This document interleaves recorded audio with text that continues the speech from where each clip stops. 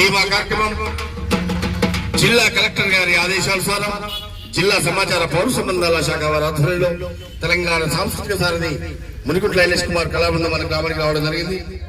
వచ్చిన వెంటనే ఇక్కడికి ఇచ్చేసిన మీ అందరికీ కూడా కళాభివందనాలు తెలియజేస్తూ మరి ఇందిరమ్మ ఇల్లు విడతల వారిగా ఇచ్చేస్తున్నాయి కాబట్టి ఫస్ట్ విడత రావడం జరిగింది. సెకండ్ విడతకు సిద్ధంగా ఉన్నది కాబట్టి ఆ పాట రవీంద్ర గౌడ్ నోట ఈ పూట.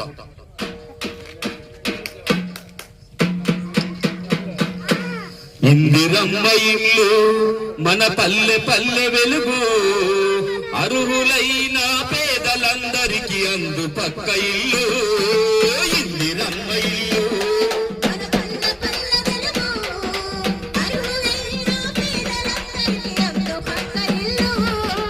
ఇందిరమ్మ ఇల్లు మన పల్లె పల్లె వెలుగు, అర్హులైన పేదలందరికీ అందు పక్క ఇల్లు.